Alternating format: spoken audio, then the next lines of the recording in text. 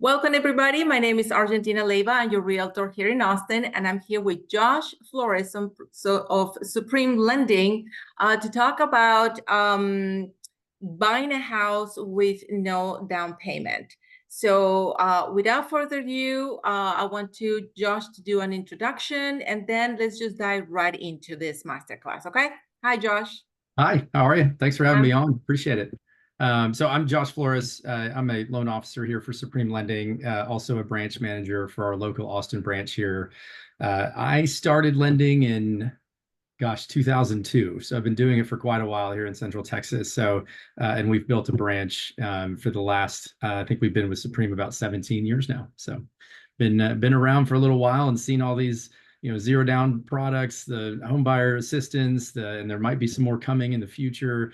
There's just a lot of things to talk about, and the idea being like, if down payment, if cash to close is your barrier, that's kind of what we're talking about today. How do we overcome that? So okay, fantastic. Well, let's dive right in.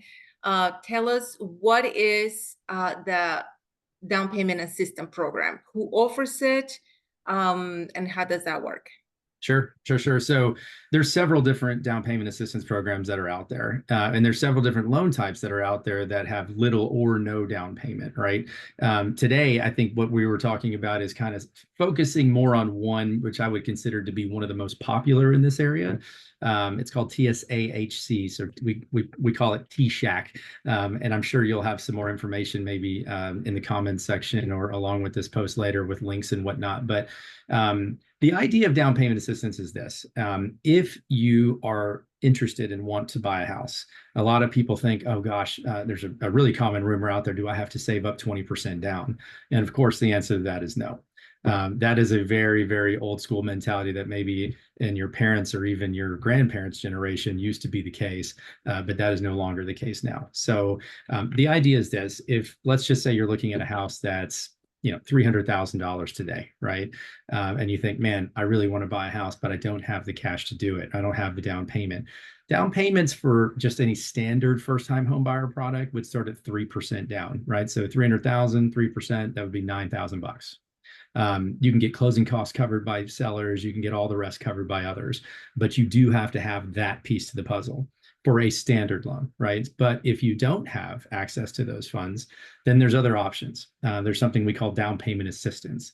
So down payment assistance is specific to different areas, and it's kind of broken down by county, right? So you have like Travis County, Williamson County, Hayes County. Now, when you're qualifying for a loan, traditionally, you always think, I need to be able to be sure I make enough money, right? I don't want to make less than a certain amount because then I wouldn't get qualified. Down payment assistance is interesting because it kind of works the opposite. You can't make over a certain amount of money, or some of these programs you get disqualified for. Some of them will have lower income restrictions. Others will have higher income restrictions. It just kind of depends on what area you're in and what program that you're going for. But here's the thing with down payment assistance that I always tell people is that when you use these programs, the interest rate, the terms of the regular loan are all set by the program that you're participating in. Okay, so some of these interest rates will be a little bit higher than like a market rate, right? If you had 20% down or whatnot. So in other words, if you have money to put down, they're never going to punish you for that. You're still going to get the benefit of that. However, if you don't, and you think, oh, I'm gonna save up for the next year, right? Well, that $300,000 house in a year from now is likely going to be worth $15,000 to $20,000 more dollars in the next year, and that's just at a 5 to 6% appreciation rate. Which, for anybody who's lived around Central Texas, we've had some crazy years recently, right? Where we saw like 20, 30, and 40% increases year over year. Very abnormal, not typical for this area.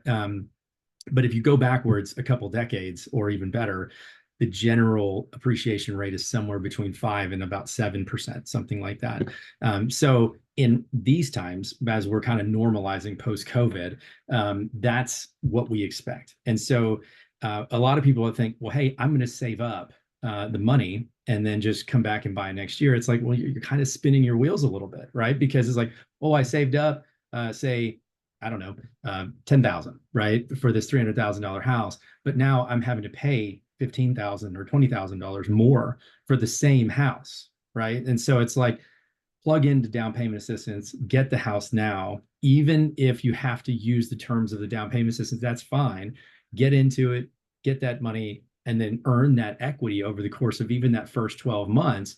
And it still is a profitable venture for you, right? You And actually so come ahead because you pay $10,000 down or get the assistance, and your house, appreciates 20. that's right. Yeah, So that's right. now you're gonna have like 30,000 in equity, right? Exactly. Well, Yeah. and more so than that too is that when it comes to financing terms, and I know we're getting this video, we'll talk more about interest rates and up and down and everywhere they've been recently. But keep in mind, you can always refinance all of these loans, right? So these loans are good for people that are buying a house that we call a primary residence, meaning like you are going to live in the property. It's not a rental house. You're not buying it as an investment. This is your family home, right? And that's what they're trying to do. They're trying to help these new housing starts get into a house, right? You get married, you have a kid, you graduate college, any life event that now says, hey, I want to now own a house. I want to, kind of plant my roots. It's like, that's what these programs are useful for, right? And they help you get started because, and again, I know we're also going to do some conversations about renting versus owning and whatnot, but it is just night and day difference, right? A lot of people think that, oh gosh, my housing payment might be a little bit more if I own a house versus renting a house. But keep in mind that $20,000 we just talked about, right? That's $20,000 you don't get when you're renting. And so, think of it that way. It's, owning a house, owning real estate in general, right? Whether you're living in it or if it's a rental property or whatever the case is. When you talk about building wealth and, moving forward to kind of like a retirement strategy, it's a huge piece of that puzzle. It's a huge piece of that puzzle. And we're lucky enough here that we live in an area that is growing, right? Population growth, job growth, basically bringing in more and more demand. And the more demand that comes to the area, the more valuable these homes will get. And if you've lived in Central Texas for any amount of time, you can already see that you could live here for a couple of years and already see a big difference between what it was like when you first got here and now, right? And imagine if you've been here 20 years, what that difference is. It's literally more than doubled in population in 20 years, which is crazy. It's crazy. I mean, you go to other towns and you don't see cranes building things and whatnot. And here it's just a normal part of life. You see a new thing being built, a new road being built, a new neighborhood being built, and that's the demand. That's the people all coming in. So that's what these down payment assistance programs are for. It's like, hey, we've got to get you in the game. We've got to get you part of this wealth building process. And it's good for you. It's good for your kids. It's good for everybody in the family, basically. So we'll talk a little bit about it. So the first one was that TSAHC program. If you wanted to, I can share a quick screen with you just to show a couple things, and we'll go over that. And this is a public website. This isn't something that only I can access. So these links can be looked at by anybody, but this is going to be just a couple of examples, right? So you can get something called a grant, which is quite literally just, they give you the money. There's no payback. You don't have to hold any additional note, anything, the rest. And they just give you the money. They can give you 2% of your loan amount, 3%. They don't have 4 and 5. That's just 2 and 3% options. So with down payment assistance, if you notice, if you use 2%, you have a certain interest rate of 7.125. If you use more assistance at 3%, the rate that goes is up. today's rate. This is right? today. Yeah, this is as of current. And just that the audience knows, as the recording of this video, we are in the middle of October 2024. So obviously rates will be different whenever you're watching this video. Yeah, correct. So these rates change along with the market. They don't change daily like typical rates do, but in a more dynamic market, you could see it happen every few days. In a more flat market, it might happen once a month, right? I mean, they just don't move around too much like regular rates, but this is kind of just getting you in the ballpark, right? And we kind of expect rates to be slowly floating down as we have now kind of curbed inflation and we're moving forward. But yes, that's a good point, right? This is current as of mid-October. So, but to give you an idea, again, some people need more or less assistance, right? Some people might say, well, hey, I want to buy the $300,000 house. I already have saved up $5,000, right? I just need that last 4. And then I can make it there, right? And if you can, well, then you can maybe just tap into 2% of assistance. But let's talk about the two differences, right? So you have this program called the grant program. Again, the grant program, they give you the money, there's basically nothing attached to it, right? You can refinance it after a year, whatever you want to do. Basically, it's yours to get you in the house is kind of the idea, right? Then you have this something called 3-year deferred forgivable second lien. So what that basically means is now, if you notice, they can go up to 5% assistance on these guys. And even if they're giving you 5%, it's the same rate as 3% for the grant. Okay, so, and look here, if you only do 2%, you actually get a rate of 6.5%, which is definitely lower than what the 2% was for the grant.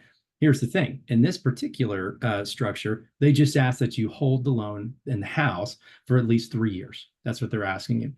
It's not to say you can't sell it. It's not to say you can't refinance it. But if you do, there is some version of a payback, right? You have to pay some of that back. The idea, again, being, hey, if we give you all this money and then you just sell the house like 6 months later, that's not really what they're doing it for, right? So it's incentivizing you, right, to say, yes, this is my primary residence. Yes, my family's going to plant roots here and we're going to live in this house for a little while, right? And most people are fine with that, the vast majority. If you're a house flipper or something like that, right, an investor, that's not what these are for. That's a whole different strategy, and you don't plug into things like this for that. But that's the thing, right? I mean, you can get up to 5% back if you needed it. And that 5% is quite a bit, right? I mean, if we're just doing a regular 3% down style loan or 3.5% down loan, that 5% covers everything. And it even covers closing costs on top of that. And not to mention, you can still negotiate with sellers now. If there is some closing costs left over, they can help you with that too, right? So this is one of the most popular programs that we use out there that does allow people to come in who don't have that down payment money and actually get a house, where you show up to a closing and you're literally bringing $0 to a closing, right? Right. Now, between you and I, we know that it's good to save up money, right? And if you are going to look into buying a house, it's good to have some funds available, because there are things like inspections you'd like to get on the house, or possibly earnest money, right? Writing a check up front for that.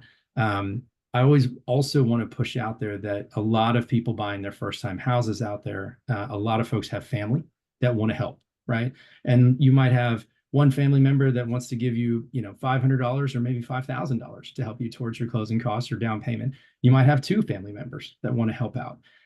Gifts are totally okay in this structure as well. So if you have family members that want to help out with some of those maybe potential upfront costs, that's always something that you can do, right? That's always something that you can plug into, and that's not a problem for our underwriting or anything that we look at. But yeah, that's just kind of a quick overview of one of the more popular programs that we have out there that we do all the time. I think we talked about this in a class previously, that in the crazy real estate years that we just kind of went through, say in 2021, it was just extremely difficult for first-time home buyers to enter that market. Because let's use the same example. House is $300,000.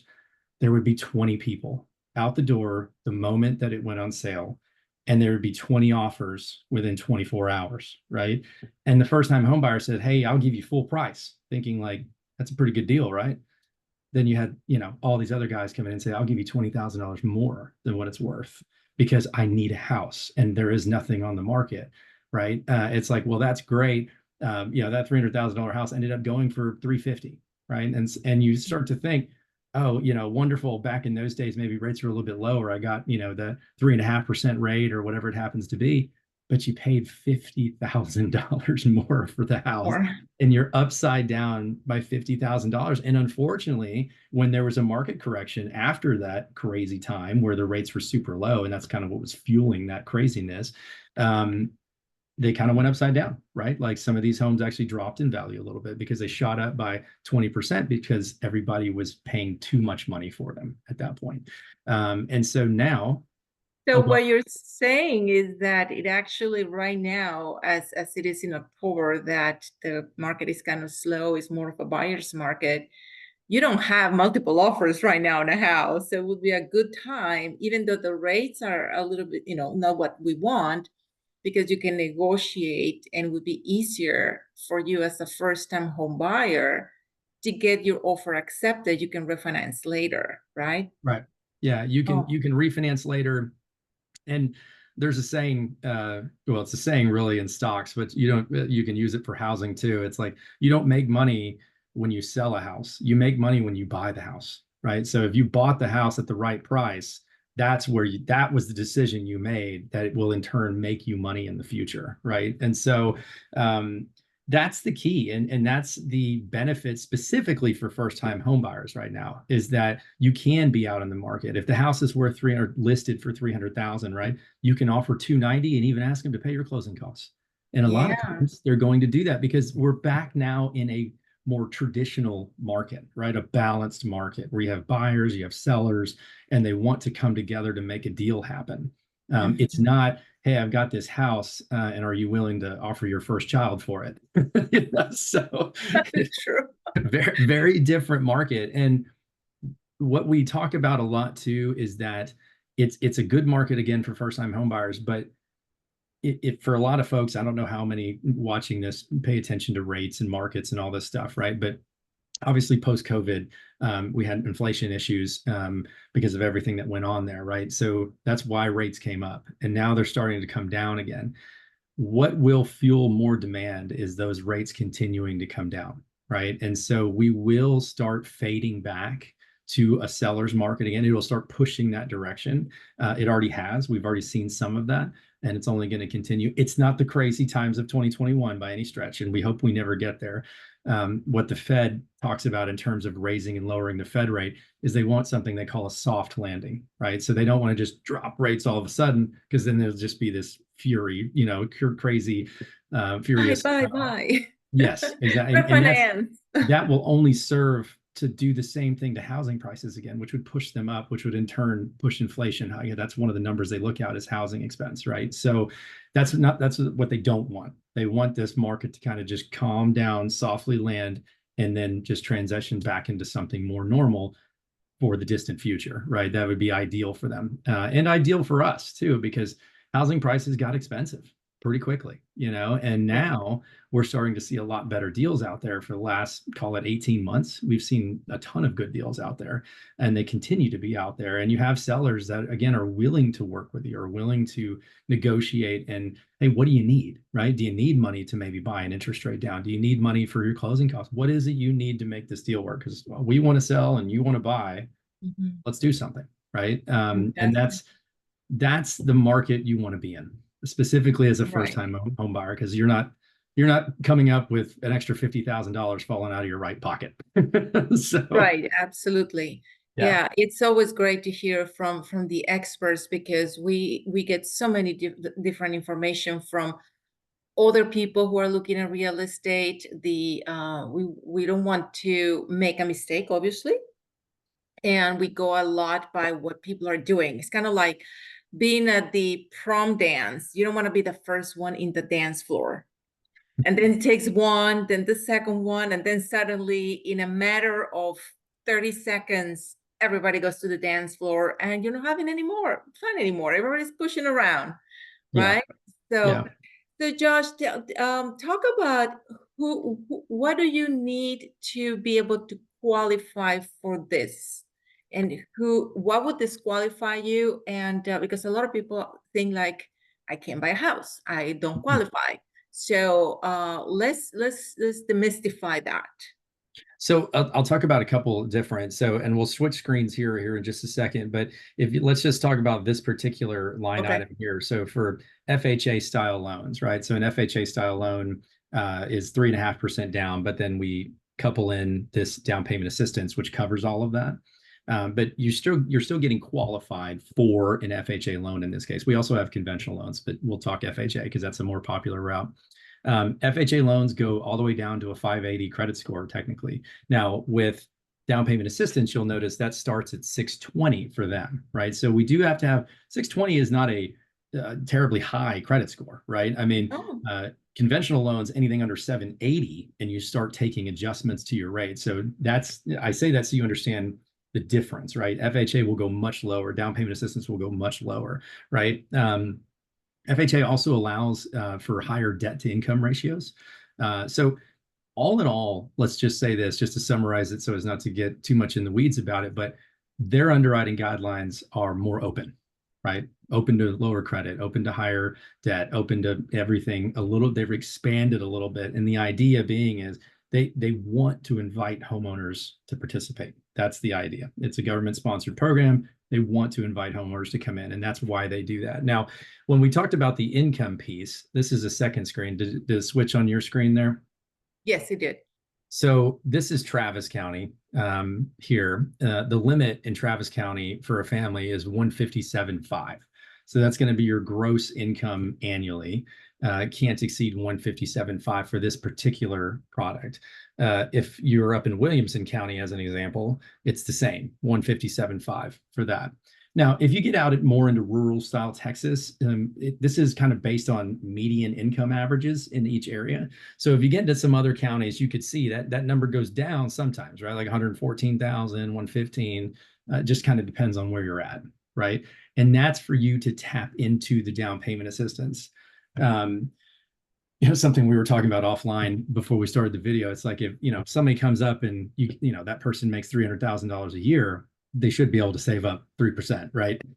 So, and if they can't save up 3%, it's a risk factor, right? I mean, it's like, hey, I mean, you're making $25,000 a month, but we're only asking you to save up 15, right? Less than 1 month's salary for a smaller, say $300,000 house or something, right? $400,000 house. So yes, so that's why there's income restrictions, because it's specifically meant to help a targeted demographic, right? A targeted demographic that they notice, because they poll this, they ask these questions, they look into these things. Who's buying houses? Who's not buying houses? What areas are buying houses? What areas are not buying houses? And everybody knows owning is a better thing, right? And also when your population is growing in wealth, right, and stability with home ownership, that's a good thing for everybody. That's a good thing for all the businesses in the area, right? Like they have more people buying things from them, right? So it just helps communities in general grow and get better and better. So that's what these programs are for. That's what they do. So it's like, that's the income restriction we talk about. But in terms of like underwriting guidelines and whatnot, it's open to that as well. So it really does help get as many people into that as possible. So. Mm-hmm. So besides income, what else do they need to qualify? So we look at several things. The best way to get started would just be, we send you a link, you submit some information to start your mortgage application, right? Or get what we call pre-qualified. Pre-qualifying does not mean you're buying a house. It does not commit you to buying a house. In fact, we typically only pull a soft pull on your credit. We're not even actually pulling a hard pull on your credit. We're just looking into it. And so when folks are interested, and it's like, let's just say they don't have a house in mind, that they're just kind of dipping their toes in the water. In other words, we're trying to see if this is something we can do.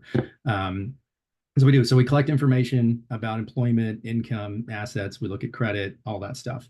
And the idea is two parts. And this is something that's a little frustrating in my world at times, the misinformation that can be out there. But here's what the difference is. So what I like to say is not all mortgages are the same. Not all pre-qualifications are the same. As an example, you can go online, you can type in whatever you want to in an online application to some companies, and you can say, I make $1 million a year. They don't verify it. They don't ask questions. They just say, here's your pre-qualification letter. Based on what you said, you are pre-qualified. And legally speaking, they can do that. But is that doing a service to anybody? No, it's not doing a service to the buyer, because if they're putting the wrong information in, they're going to go in, start looking, start spending money, start spending time, and then realize, wait a minute, I can't do that. I don't have the money for that, or that payment's way too expensive, right? So getting pre-qualified with us is a little bit deeper of a process. We want to get your information. We want to talk about it. We want to verify it. We want to make sure that what we're seeing is accurate, first of all. And the next thing we want to understand is not just what you can afford, but what you want to afford, right? Like, so it's as everybody knows, the internet is full of clickbait, right? It just wants you to get you to click something. And so you'll see a $1 million house and the payment's only $2,000 a month. And it's like, well, wait a minute. I mean, the taxes alone are probably more than that, right? Right. So, so it can really give you a false sense of security. And where that, I know I'm using an extreme example here, right? But where that becomes a problem is that if you're looking online and say, you found something online that says, hey, a $2,000 payment means I can buy $1 million house. And then you start looking at $1 million houses. Well, if you start realizing, wait a minute, now I'm talking to a lender and the payment's actually $9,000 a month on that. Now you have to drop your search, right? Like go from, this higher number to a much lower number. Well, then every house doesn't look as good, obviously, because it's less expensive, it's further out, it's, smaller, whatever the case is. And it kind of really just messes up your whole vibe, if you will, right? It kind of Right. sours the process for you a little bit. So when we're pre-qualifying, it's not just what can you afford. We want to go over payments. We want to go over down payments and really understand, okay, here's what it would cost to do this. Do you have the funds to do, I see what you have in the bank. Do you want to use that? Do we want to tap into down payment assistance? How do we want to structure this loan? Because once we know what structure we're going to use, now we can really get dialed in terms of payments. Hey, we're using this kind of loan with this down payment and this interest rate, and we can get very specific for you now. And now you're looking with confidence, right? You're looking well within your target range. I need a house in this price range, and Argentina, you would be saying, okay, well, here's a whole set of houses that fit that criteria.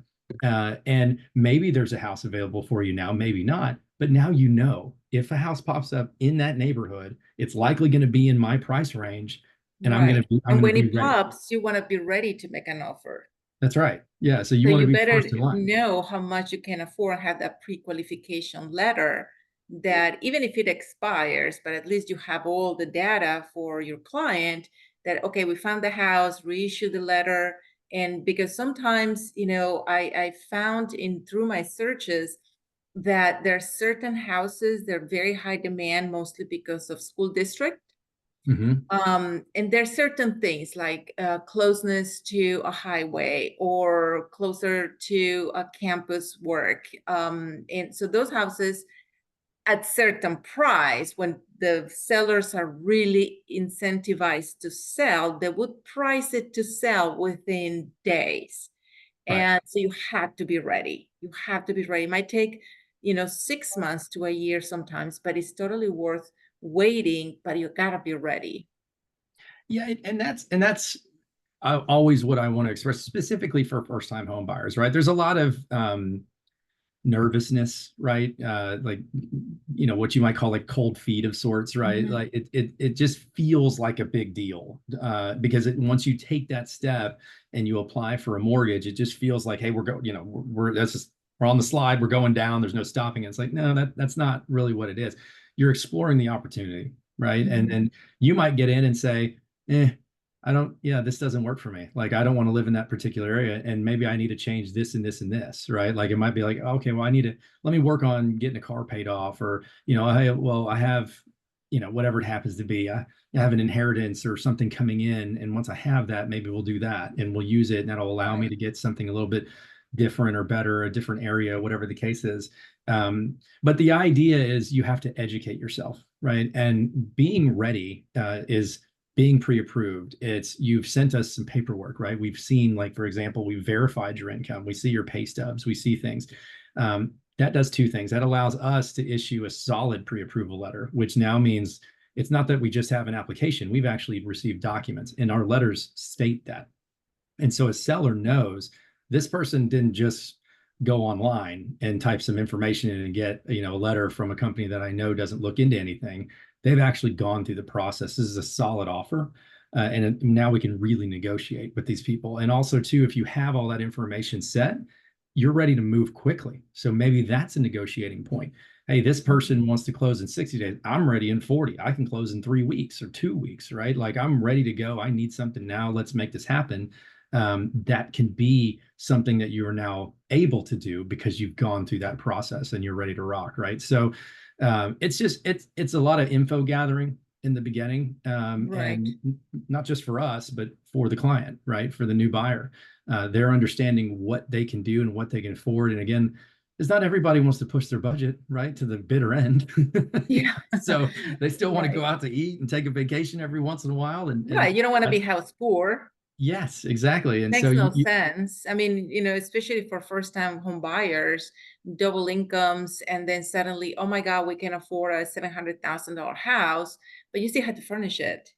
yes, And exactly. it is, and then you're going to have kids and they're going to cost you money. So what I've been advising my clients is to start with very conservative, good home before maybe you can have your first two kids there. They're young, but and stay there for about 7 years, 7 to 10 years. It will appreciate, and now you can move to the house where you can be long term until your kids go to college and you're ready to be an empty nester. It's almost like a life plan, Yeah, I mean, real estate. it really is. And that's the thing is that once after 5 years you've lived there, you've developed equity. A lot of times with first-time home buyers, and this isn't everybody, but a lot of times, obviously, the demographic is going to be a little bit younger, right? So you have these guys and girls that work for any kind of corporate company. There's a lot of tech companies, a lot of things like that around here, right? I mean, in general, you expect those payrolls to increase year over year, and it's not, it could be just a general salary increase, or it could be a position change where you take a little bit bigger of a jump when it comes to income. And so that's something we talk about too. It's like, okay, well, where are you at? Where do you work? How do you expect that to go? Right? Do you kind of like, you have that expectation that, next year you'll make $1,000 more a month, right? You get a $12,000 raise or something to that effect. That's huge, right? I mean, Right. that's a really big difference in the budget and what you're able to save and spend, and all of that. So that's all the things that we talk about. And we go, again, it's just a little bit deeper than, hey, type in a few fields of data, and then best of luck. So, Right.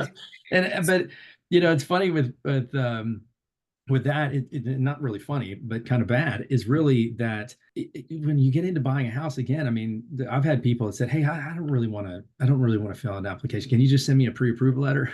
I'm like, listen, Mm, I mean, I could go the route. You just give me a few bits of information, I send it. But hey, every time I tell them, if you're buying a $400,000 house, right, the first check you're going to write is $4,000 for earnest money, and you really don't know if you can be qualified. But guess what? If you can't, you're going to lose that money, right? Like mhm. if you get into a contract and then now you can't perform because you didn't go through the proper steps up front, that's not the seller's fault. And then the seller could be like, okay, well, I'm going to keep your money, right? And so, and then they say, oh, okay, I didn't realize that, So it really is important. It really is important, and not just for losing or making money or whatever, but just having a stable plan and going through the process, because everybody's heard some story about buying a house. Oh, it was difficult or whatnot. It doesn't have to be. It doesn't have to Right. I be if you think do it that's when correctly. you have a good lender, like yourself, and a good realtor, Yeah. and that walks you through all the steps that of what to look for the house, how to make an offer, how to negotiate. There's never going to be a perfect house. There's always going to be certain things. So what can you live with, and what is definitely non-negotiable? And based on that, that's how you find a house, make your negotiations.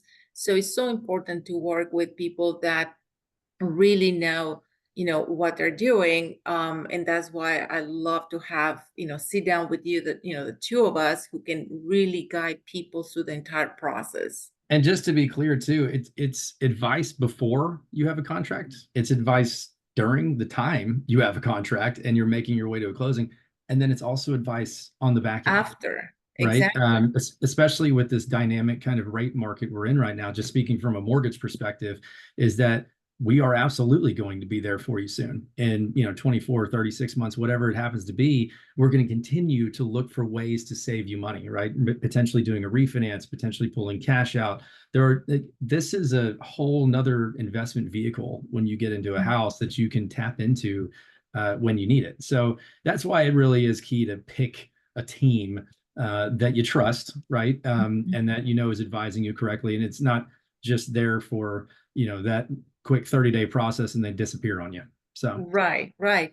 And something I tell my, especially young couples that obviously the first time they're thinking about buying a house, that as your house appreciates, it's worth this cash that you own of that house. That's part of the a percent of that house that you own already. You can get a loan or a line of credit to tap into that money for unexpected expenses, like an addition, or you having a baby, or having to pay for college. So you're your own bank, basically, Yeah. right? Yeah. Well, and I mean, again, living in Austin, Central Texas, I hate to say just Austin specifically because we've grown so much, but it is that's a common thing because doing it as long as I've done it. I just had a client a couple days ago. We did his first house 17 years ago. He called Wow. and looking for another one, and I thought that was so great because and he was in a situation where the kids are done, right? He's getting older, doesn't want the 2-story house anymore, and so now he needs, he's trying to buy something closer to the kids and the grandkids and all that stuff, and wants a 1-story and whatnot. And it's like he has so much equity in his house. I mean, I think this particular guy, he only owed like $60,000 left on his house, and it's worth probably 800,000, right? So it's like, gosh, I mean, and that's just from living in it, right? Again, I mean, you talk about rent versus own. He was still paying monthly for the roof above his head, but he's going to walk away with, 750,000 or whatever dollars, right? And that's massive. I mean, that's life-changing kind of money, right? Right. And And 20 so years go back like that. it's just, and I can't say it enough, and obviously I'm biased, and this is kind of our passion, right? But I mean, I've done it personally. I help people do it all the time at work, and it really does make a difference. It really is a big deal, and it's just all about getting in the game. Your first house it's not going to be your dream house, right? It's not going to be your forever house, most likely, but it allows you to be a participant. It allows you to start taking advantage of what everyone else is, and then you just move up from there. So. Mhm. So the last thing I want to touch base, or how you talk about, because we're talking also about, the great advantages of building equity and having, an investing your money. But can you talk about also the advantages of this type of program when it comes to having a mortgage certificate? That my understanding is the mortgage certificate can only be purchased when you have this type of loan. Can you talk about that? So what you're referring to is mortgage credit certificate, or Right, MCC. mortgage credit Yeah. certificate. So you can do MCC actually without doing a down payment assistance style loan. There are folks that will do that out there too.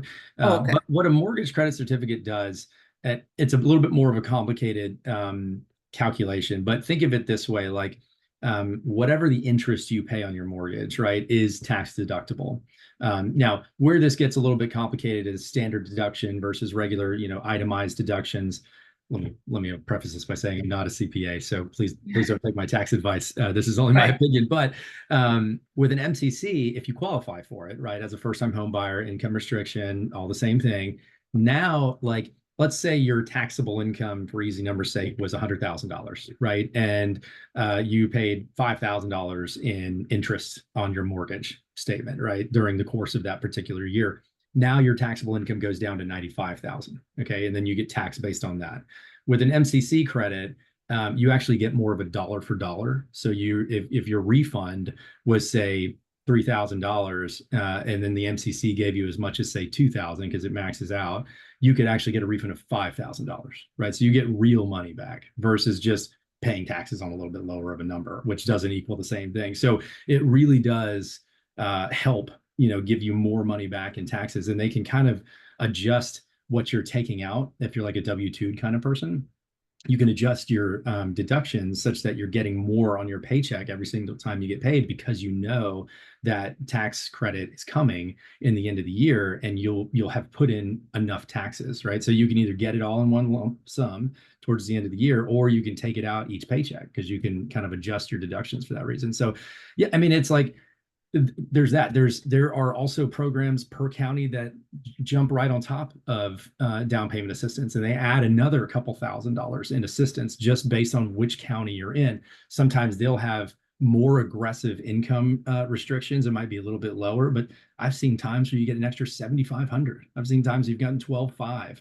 I mean, Wow. it just, these kind of programs sometimes come and go, but that's the thing about mortgages today. I always say this to my guys at the office, is that a long time, 20 years ago, it was like, oh, you're getting a conventional mortgage, you're getting an FHA. There's only a few routes, right, of things you would do. Now it's like a puzzle, right? You're like, okay, specifically for like down payment assistance, like what can I tap into? Where are you buying? What specific location? Because this neighborhood versus this neighborhood might have two different, incentives attached to it, right? It might be a lower rate. It might be down payment assistance. It might be less expensive mortgage insurance.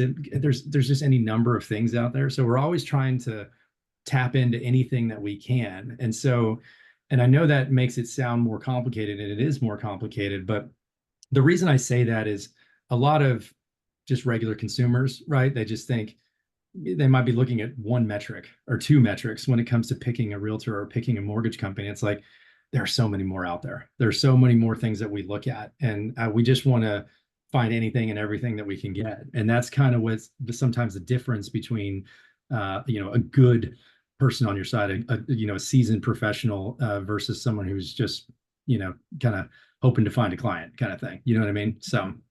Oh, absolutely. Lift up a rock and there's a realtor and a mortgage broker.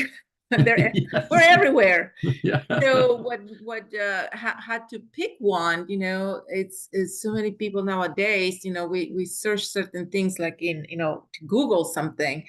And if we get lucky, we get a good product or service. But there are certain things that you really need to have somebody that you trust. Like I have done my hair with the same lady for 30 years, Right. probably more than that. My dentist, my personal doctor, there are just certain things. My accountant is the same for the last 15 years. So when you're planning your life, there's your financial advisor, your accountant, your realtor, and your mortgage broker should be part of that. So you should have a lifetime relationship. And that's what, you and I concentrate and focus on. The once the deal is over and they close in their house, we don't just forget about them. It's Right. continuing. Hey, your house has appreciated. Do you have any problems with the house? Any maintenance issues? Here is the things that you have to do to maintain it during spring or during winter, because you don't want your house to deteriorate. So if you need to sell it at one point, you don't have to make all these repairs at one time. I've seen so many houses in which owners do not take care of them whatsoever. And when they sell it, they have so many problems. They just like, okay, as is. So they had to really drop the price of their homes or put so much money to fix them up. And I'm sure that, you just constantly telling your clients rates came down, we can refinance and that's going to save you another 150 a month in your mortgage, right? Yeah. Yeah. Yeah. No, I mean, it really is. I mean, and we talk about, just a whole set of professionals, financial planners, and anybody that you trust. And that's the thing. It's like, you just want to find somebody that understands who you are, understands what your goals are. Right. Because believe me, there's all types out there. I have, clients of all their, some clients are crazy risky, right? They like taking that big risk. They want to pick up a bunch of properties as quickly as they possibly can. Others that want to just do one every 5 years, because they just want to, they're whether they need to take a risk or they don't want to take a risk, that's their personal strategy. But again, it's like those conversations with people and then advising them based on that, so, what is it ultimately you want? What's your goal? If this is your first house, how long do you want to be here? Do you have Right. kids? All Are those you planning on questions. having kids? Elementary schools. And it's funny with elementary schools. I remember I bought my first house and thinking, oh, I really want to, be in this elementary school. But then we didn't have a kid for a few years. And by the time the kiddo went to elementary, I'm like, well, we're moving already. Yeah. Oh my God. So Yeah. there's a lot of things that,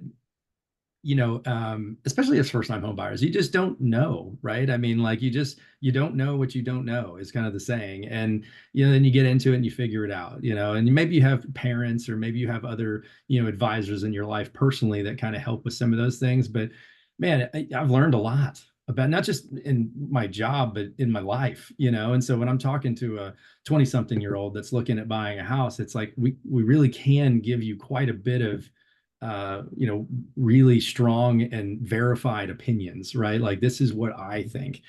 This is why I think that. You're welcome to make whatever choice you want, but here's my advice, right? Because that's what you're paying me for, right? That it's the advice that we're giving you, and then you can make your decisions from there. So, So, what do you say people that are like scared about rates and just waiting for the time to be perfect? Why are people afraid, hesitate, thinking that they can do it? I'm waiting until what? yeah, I think rates, it all really comes into affordability is really what it comes down to, right? You look at prices, rates, all the above. If you look at people who are buying a home today, as an example, let's just take the class that's, say, right around 30 years old. They've probably, it's not like you're looking at interest rates when you're 5, right? So maybe you've been looking at interest rates for the last, let's just call it decade, right? The last 10 years. So from 2014 till now. And all they've seen is interest rates that are lower, right? Interest rates that are lower than what they are right this moment anyway. And then, of course, everybody heard about the COVID interest rates, but we've talked about this in other classes and videos, but very strange, unique, artificial time for rates. Rates were artificially brought down by the Fed specifically to help people during COVID. So to think that 2 or 3% rates will come back, it's very possible that will never happen in our lifetime again, right? Unless we have some horrible global tragedy, right? Which we're all kind of hoping that doesn't ever happen again. Which is bad, because we think, oh, great, rates are again, 3% or lower. But again, that causes people to start buying, having multiple offers, overpaying for homes. Right. When things come down to normal, you bought a house at $500,000, and when you're ready to sell, well, it's for 50. Yes, so you're upside down. That's wonderful. You got your 3%. It's great you have a 3%, but the house, Yeah. what you say, you married the house, You marry the house, you date the rate, right? Yes. Yeah. So buy low, doesn't matter what the interest rate is. Besides, you can buy points. Like, tell us a little bit about that. When you can do the 2, 3, 5.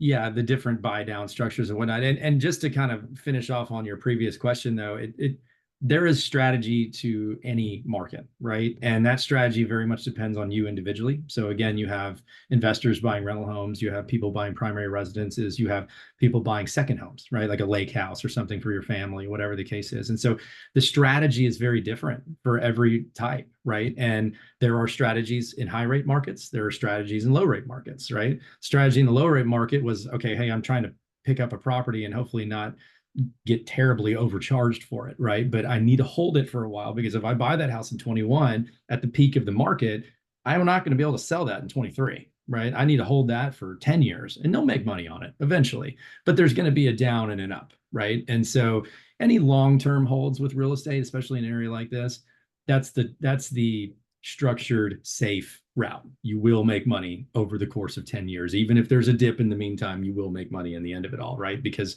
we have that gradual year-over-year appreciation. But in times like now, right, like kind of what we talked about, like, okay, rates are higher. Rates have come down considerably. Rates got into the 8s at one point, and now we're kind of resting in the lower 6s. And we're kind of hoping that they continue to make their way down here, right? But with sellers that are now more interested and willing to participate in helping buyers with maybe rate buy downs and things of that nature, that's a particular strategy. And that's what you're asking about, right? So in the early 2000s, when rates were about what they are now, you saw something called temporary buy downs that came out, and they were very popular back then, specifically with like new construction. You saw a lot of that.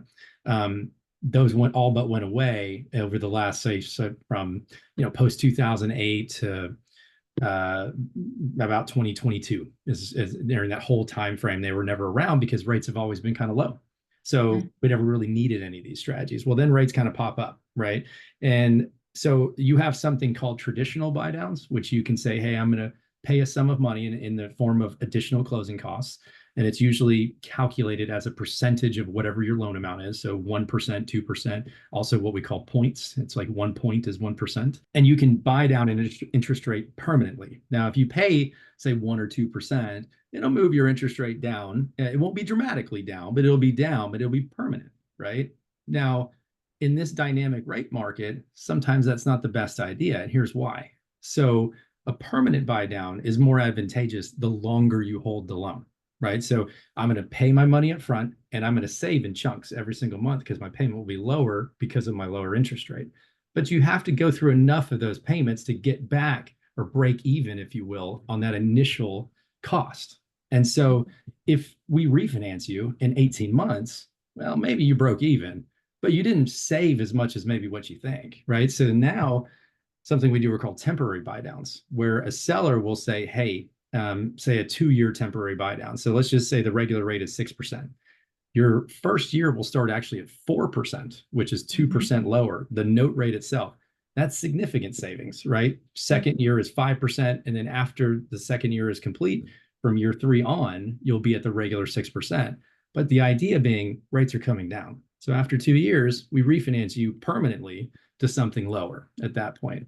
And the seller, the way it works is the seller, whatever the difference in payment between your 6% standard rate and the 4% at the first year and then 5% at the second, they pay for all of that time frame to basically, so your rate is still 6%. The interest you pay on your mortgage is still 6%, but they put a ton of money into escrow to supplement your payment all the way along those first 24 months.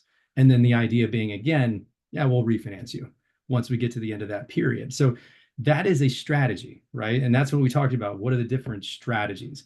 In 2020, in 2021, seller wouldn't even dream of paying for anything like that for you. They're asking you to pay $50,000, $100,000, $150,000 more for the house. They're not paying for anything for you.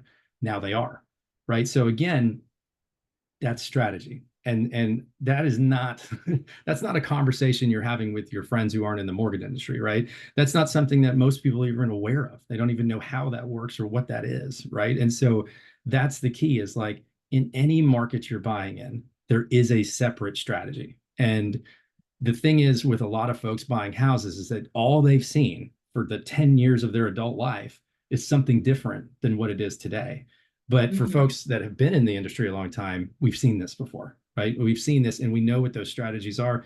And there are a lot of money-making strategies that you can use during these times. When you don't have 20 people knocking down the door to buy the house, it's just you and a seller, man, I mean, you can get, and that's the thing with real estate. It's like, you know, $20,000 swing in real estate can happen with the stroke of a pen, right? Like, I'll pay $20,000 less. And it's like, if you were holding $20,000 in your hand, it sure would feel like a lot of money, right? But in real estate, that can just happen, right? That just is like, yeah, go ahead, let's make that offer, see what they say, you know, or have them give me $5,000 towards my closing costs. It's like, that's a lot of money when you think about it. But in real estate, you see it all the time. So the numbers are bigger, basically, and the savings can be bigger, and the, you know, the wealth growth is what comes of all of that. So yeah, so just different strategies, different buy down strategies, different ways. So don't think, oh, the interest rate is whatever you think it might be.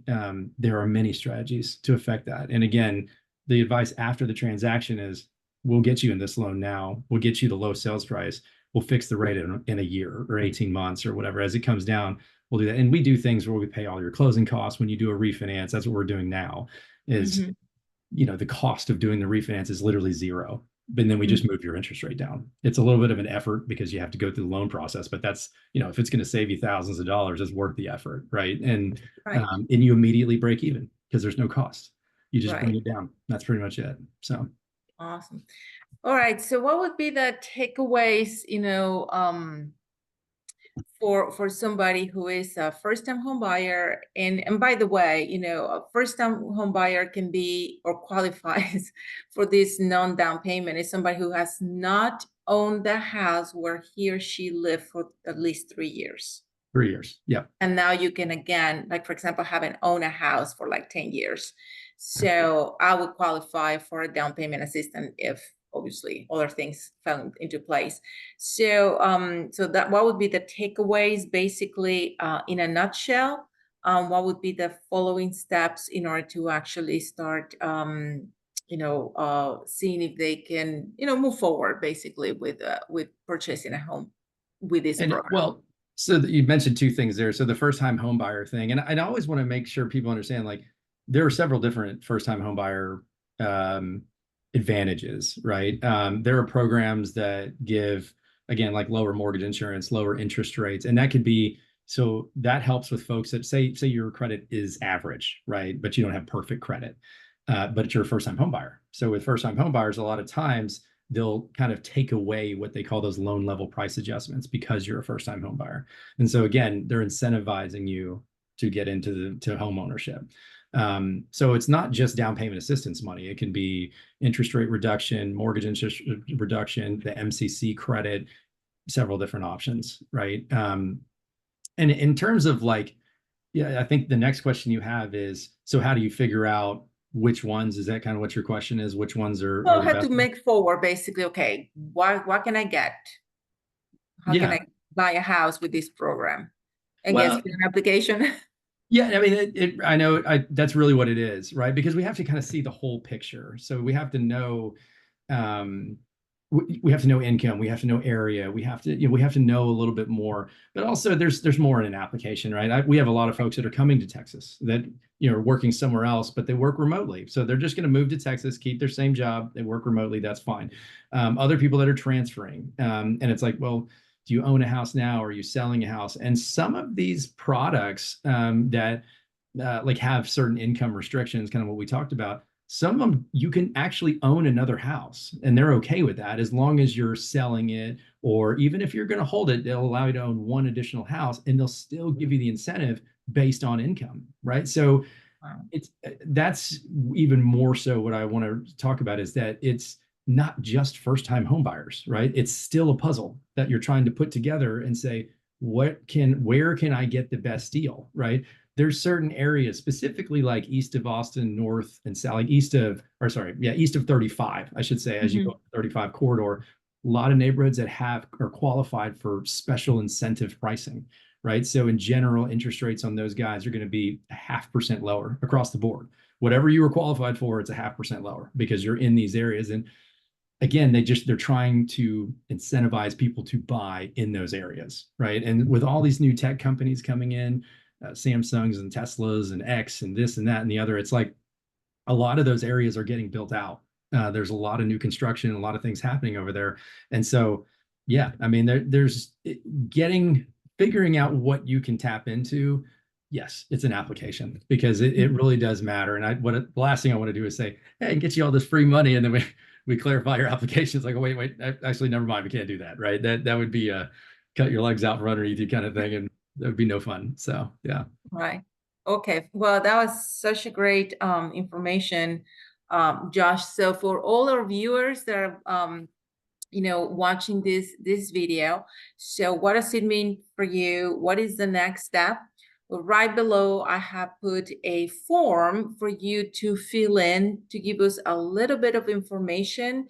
And when you fill that application, now you're giving us permission to contact you and reach out to you via email, phone, or newsletter, postcards, to get you more information. And definitely we're going to make it very easy for you to actually contact us personally, either Josh or myself. You can contact either one of us, and we'll help you get started with getting into real estate and buying your home. So thank you so much, Josh, for a great informational, masterclass. Really, this was even really good for me. And I look forward doing an update next year because I know things will change and we will need an updated class on the products that are out there. So thank you so much. You are very welcome. Thanks for having me. All right, guys. So just click on the link below and just follow the instructions, and we'll see you on the other side. Bye.